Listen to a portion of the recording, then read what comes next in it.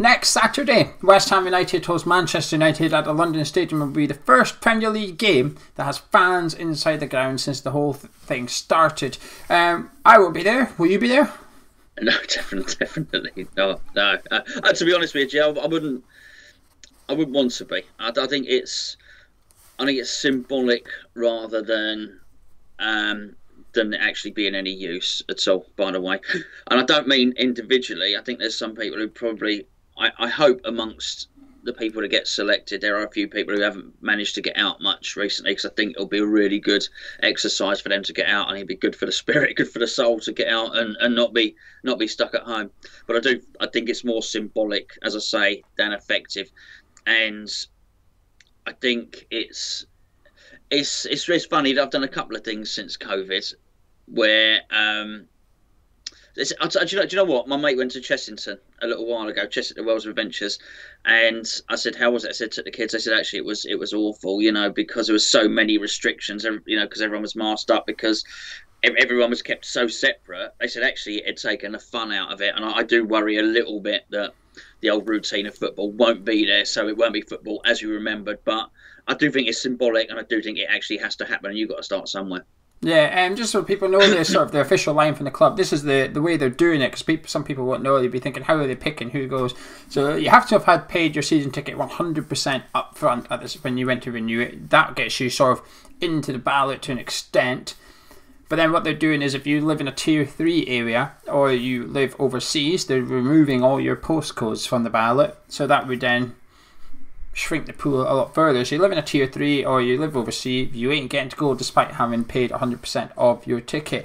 I mean, this is a difficult thing for the club, isn't it? It's basically, I don't know what the tiers are like around London, but obviously I know London's tier 2, and I know pretty much all around it's tier 3, but you imagine it's only people who live in London that's going to get to go, because most people, even if you live in tier 2 but you're in the north, you're going to have to travel through tier 3 to get there.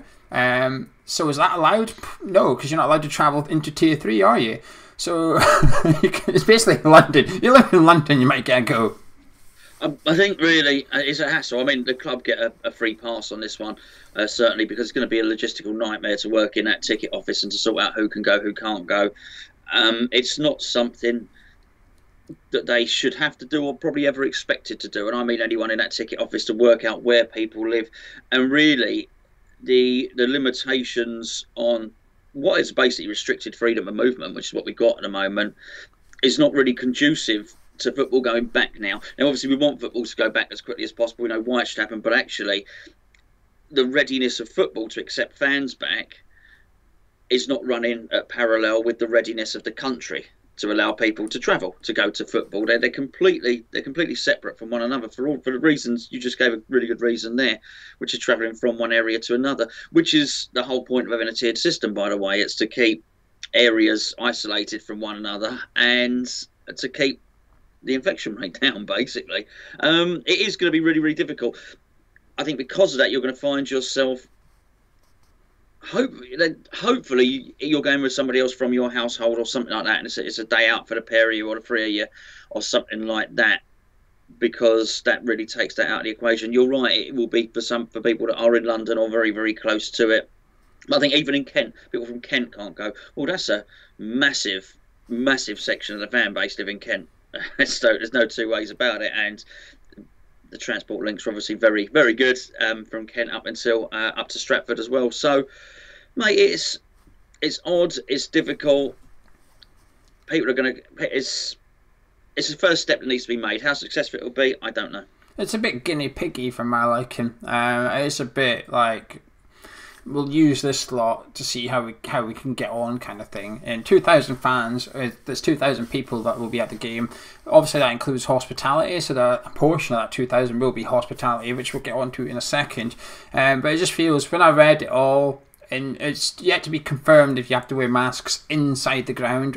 Initially on the West Ham website states you have to wear masks inside the ground, but on the Premier League website It says that that's yet to be decided. The Telegraph today, Sunday, are reporting that you won't have to wear masks inside the ground. You've got to wear it once you're in your seat, then you can take it off, kind of thing.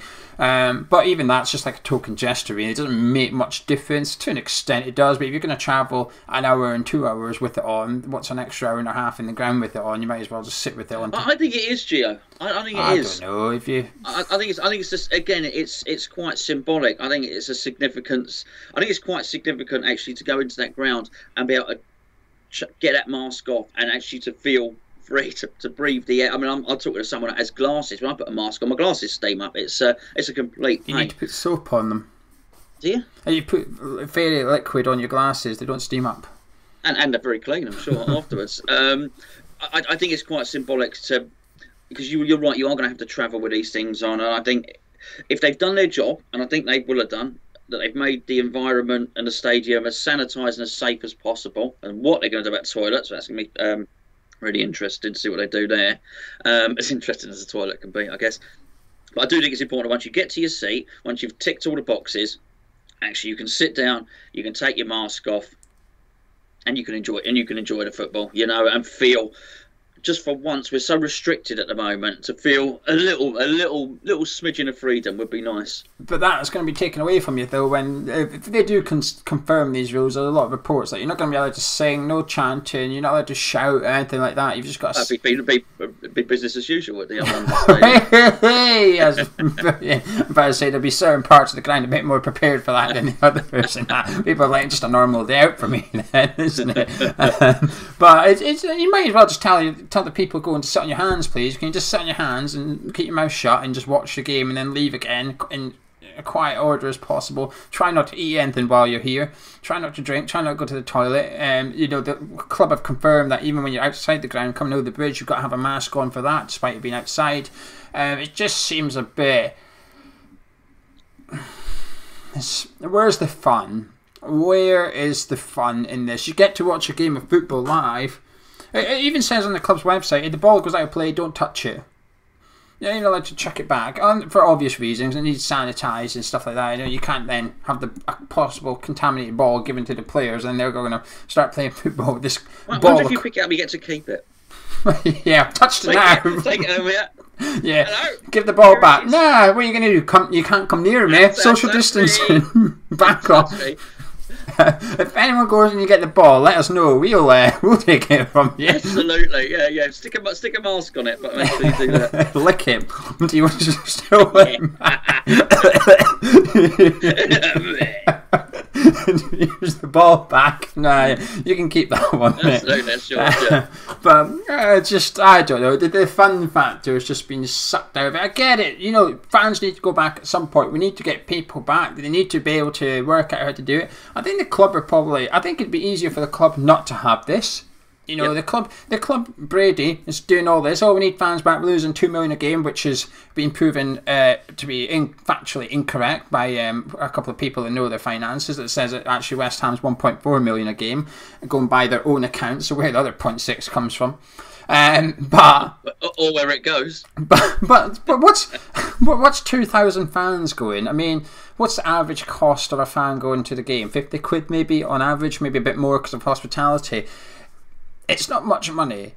You know, once you've now got to pay all this stewarding and stuff like that, the cost of new room will go up, and it's just not really worth it. I don't think it's worth the hassle for the club to get that little cash back in. The kiosks are open, which is card only, so there will be some food in that. No alcohol on sale though. It's just a bit... I don't know. It is symbolic, but you're right about where's the fun in it. You know, and you mentioned it earlier, you know, sort of sat on your hands being told what to do, what to say, where to go. Well, unfortunately, that's sort of mirroring what life is like at the moment. At the moment, you are being told when you can go in, when you can go out, where you can go, where you can't. I mean, it's actually crazy when you look at it. But funny, as I always say, you never really notice small change. But if you look at where we are from where we are a year ago, our freedoms by and large have gone anyway. So I don't see why football would be any different in that sense. And you're right. And that's what I said about Chessington, that they'd said that it wasn't fun. It wasn't, and that's the thing when you get kept separate from everyone else, when between every every little thing you have to do. You have to sanitize, you have to wash your hands, you have to put a mask on, and of course you can't see people smiling. Or I think that's another reason to take these masks off in the ground, because if West Ham score a goal, which would be nice, you want to be able, I guess you're allowed to smile. If you're not allowed to sing or chant, or maybe just go, yes. Maybe you're allowed to do that if we score. I mean, I just think I find the whole thing is a crazy situation, really. But it is symbolic, the fans going back, and you have to make that first step. If what they were going to do was wait until it was permissible for 60,000 fans to go in, I think we're going to be waiting a very, very long time, because there are going to be massive travel restrictions anyway for that number of people on the tubes. Any time I've seen, my mate went up recently. My mate went up to London to get his passport sorted out, and he was told he had to come back in 4 hours' time. So he had basically 4 hours walking around London, and he took a picture. He went to Regent Street. He took a picture of Regent Street, empty. It's like a ghost town up there, and he took a picture of on the tube as well. Again, anytime I see pictures, it's crazy. So it's going to be a long time before Newham, TRL, the Premier League, and the government, and West Ham, because all those 5 entities need to come together to allow 60,000 fans back into that stadium. All of those to come together and all agree before that happens. I think it's still going to be a very, very long time. I think you'll also have Westfield piping up as well for West Ham. Westfield will be very happy, because they're also trying to get customers in, and if 60,000 people are rocking up, customers are going to think, well, I won't bother Westfield today because there's a lot of people. Oh, yeah. Well, maybe just we discuss on our podcast when we do. I'll be amazed if Westfield even exists in 2 years, quite frankly, such as the retail. Yeah, I think decimated. That's a completely wild call. But I think they'll be busy. I think Westfield will be busy on the weekend of the Man United game, because all the shops will be open again, and the Christmas shopping. And this is the worst time of year to go to football, isn't it? It's cold and wet and stuff, and you're going to have to sit there for 90 minutes. You're not even going to be able to talk to someone. It says in the thing, no hugging, no high fiving, none of this. Even if people are in your bubble, stay away from them. Even if they are in your bubble, in your household, you're not allowed to sit next to them in the ground. You will be socially distanced as well. Photo ID, you have to have photo ID as well. When you walk up with your ticket, they will be checking that as your ticket. If it's not your ticket, the ticket holder may be banned. That's the way they've got it. For COVID Q&A, it needs to be filled in before you rock up. That sounds like fun. You've got to do the trace and test app, or whatever it's called in England. Is it trace and test? What's it called? Yeah, something. It'd be more fun if it was you had to do a little bit of tracing and a little bit of colouring in or something. That'd be nice, wouldn't it? A bit of paint by numbers. So make it a bit more interesting, the old COVID Q&A. As long as the pencils were sanitised first. Absolutely. Then it gets a bit risky if not. But anyway, the one thing I've got a concern about, I'll be honest, is apparently 30,000 people paid their ticket 100% up front. I'm not sure if I believe that figure, I'm being honest. Apparently 30,000 of our 52,000 fans paid 100% of their season ticket. Why are you smiling? I just you're not sure if you believe that figure. Why would you not believe a figure to come out of West Ham, Geo? It's very cynical of you. It's something. It's not actually. I'm not saying 30,000 didn't renew because of West Ham. I'm saying 30,000 didn't renew because of COVID. I think 30,000 people, they looked at their finances, the uncertainty of their job, the fact that they even want to go back with all this going around. I'm not sure over half the fan base went, yeah, I'm all right with that. I'll pay 100%. I'm not convinced. I think it's a lesser number, but listen, we'll take the rumour, 30,000 people. So I don't know how many of them are eligible for a ticket under the whole tiered thing and that, but I just hope the club don't mug them off. And by that, I mean, I hope they get a fair shot and hospitality isn't giving them an advantage. Because for the club, it'd be very easy, and it must be very tempting to look at this and think, oh, we've got to get as much hospitality in here as possible. How much maximum can we have in those lounges, those boxes? What's the maximum amount of people? Right, let's run at that capacity. And then what we've got left, we'll then go and address the season tickets. Also, it's going to be in their favour to give the 1966 season ticket holders first dibs, and then the band one's first dibs, because their season tickets cost more, so it's worth more. These people now, the one thing the club's got that they're just going to have to deal with, everybody gets the same seat. If you've paid for 1966, which is £1,500 or something, or you've paid a band 5, which is £300, you've got the same chance of sitting in the same seat now. It's gone now is you pay more money for the better view. That's gone now because we're only using a certain bit of the ground, which is the lower tier, the Billy Bond stand in the West Ham, which is, I think, band 1 and 2 seats. So if you've paid for band 5, you've scored here because you're getting into band 2 seats for the band 5 price. You're in. I just hope the club treat the band 5 fairly here. I'm not convinced they will, if I'm being honest with you. I'm not that... and I kind of get it. I sympathise with the club. They've got to make as much money as possible, and they're looking at that lounges, and you've got people paying for meals, you've got your sponsors turning up, they probably, Betway and all that, probably said, we're due a bit of a refund here because as part of our conditions, we have this much lounge tickets in that per game. We've not been back. We're due a refund on all the match day experiences. So I can understand why the club are trying to squeeze them all in. I just hope that they don't. I hope they make it fair and look after the regular match day fan, if you want, not the corporate. I hope they look after those ones. I'm aware in the hospitality lounges there's a lot of West Ham fans. Yeah. They just have a lot of money and they can afford it. I'm aware of that. I'm talking more about the sponsors, and I think, like I said, I do think the lounges need to be functioning, but I almost hope they do as a percentage thing. So if hospitality equates for 10% of our season tickets, then 10% of the 2,000 is hospitality, so on and so forth.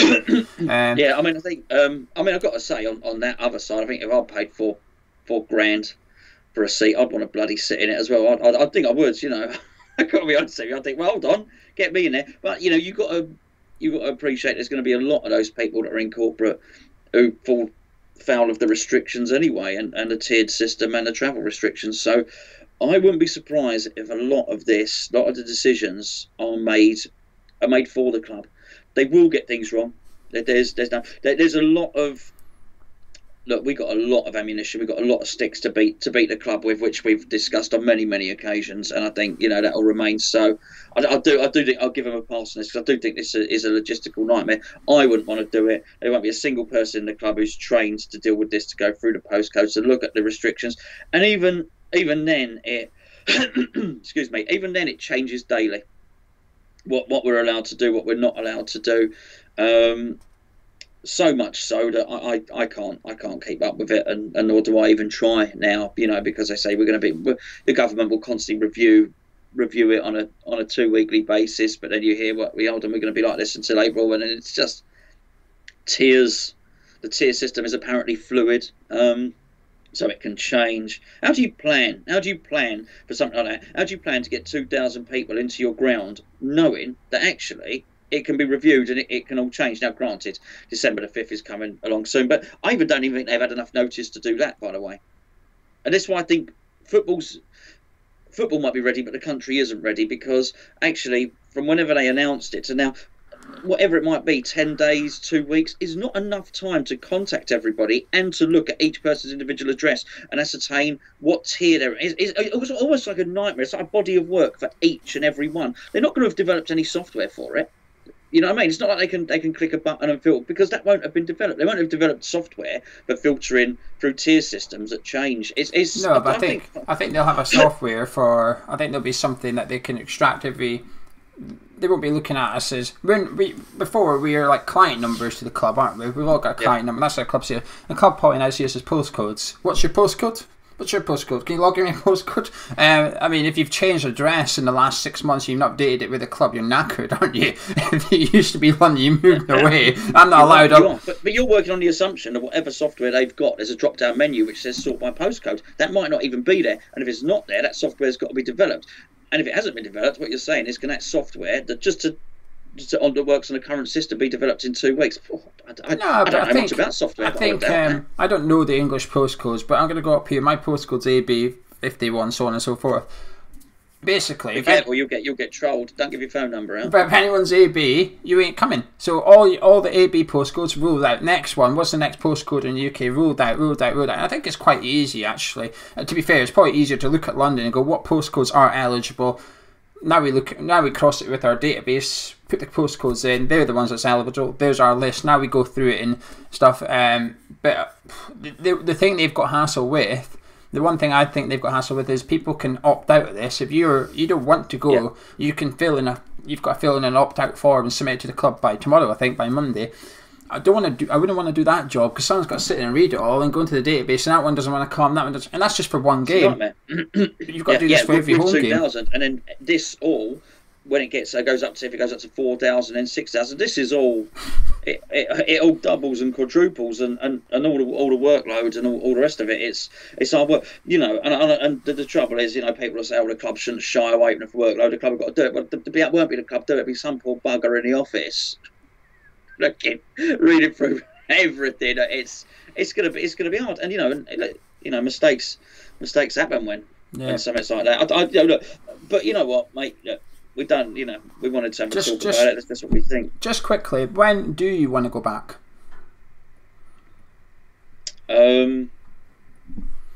For clarity, myself and Gonzo paid 30%, so we can't go back anyway. We're not in the battle. We're not. But if in a hypothetical world, you'd paid 100% of your season ticket, blah blah blah. When would you say, okay, I want to go to this game? What has to happen? What has to be the thing? Well, I have to be able to go out and have a nice day.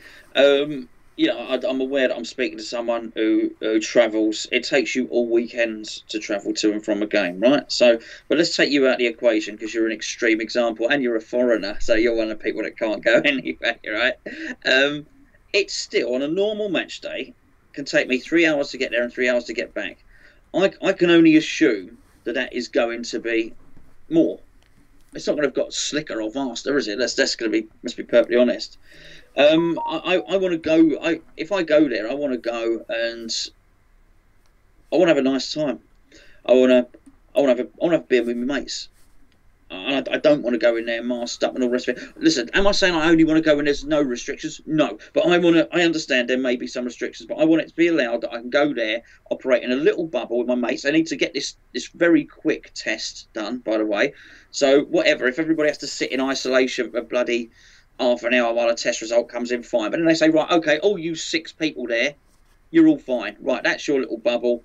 Okay, and then I can basically enjoy the day with me mates, have a drink, watch the game without a mask, and then we can, you know, we can jump up and down and slap each other on the back and cuddle and high five and all the rest of it when West Ham score a goal. That's what I want. That's what I want. Yeah, it's the before and after the game for me. Actually, I'd actually be okay with sitting on my own in the ground 2 meters apart from someone. Blah blah blah. I'm actually okay with that bit. It's the bit before it and the bit after it that's the fun factor for me that's been removed. It's near on impossible to do the bubble thing because how do they put the seats in the ground? You know, if you're turning up with a group of 4, the next people are turning up with a group of 3, the next ones are a group of 2. It's impossible to put them. I think what they're going to have to do is what they're doing now, which is one apart and that's it kind of thing. Tough lot, you're just going to suck it up. But for me, it's that bit before and after the game. But saying that, if the club magically emailed me saying you've got a ticket for the Man United game, do you want to come? I'd go. I'm aware Scotland, if people travel from Scotland to England, they're liable to a £60 fine. I think I'd pay it. I think that's all right. Fine me £60. It's not enough. I'm going to the football. Goodbye. I'd happily go. But I'm very, like I said a few times, I'm very naive and I don't care about this kind of thing. I'm happy to. I like numbers. I like maths, and if there's a 99% probability, I'm fine. I'm willing to take my chances, to be honest with you. But it's just the way I see things. I'd go tomorrow if I could, but it's just the fun factor is just, it's been removed a little bit. It'd be interesting to see how West Ham get on, but I think you're right. There's no blueprint for this. We are creating a blueprint. West Ham are creating a blueprint. All the other Premier League clubs are looking at us going, go on then, good luck, and we'll watch, see what you do, and what you do wrong, we'll do it right, and what you do right, we'll copy you. So it's difficult for us. Sympathies with the club for this one. Anyway, yeah. Well, we'll leave it there. Yeah, absolutely. And sympathies to the poor buggers working in the admin department. I really do. If any of you are West Ham fans and you're watching this, I feel sorry for you. I really do. You've got a really, really hard week ahead of you.